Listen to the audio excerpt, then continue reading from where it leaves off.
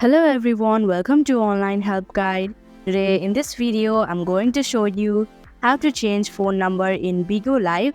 So without any further ado, let's get started. First of all, open Bigo Live application. Here, click on the Me option in the bottom right corner. Then click on the Settings option in the top section of your screen. Tap on Account Management option. Then go to Phone option. Here, click on Change Phone Number option. Click on the Send button in order to get a verification code. Then you'll have to enter the verification code.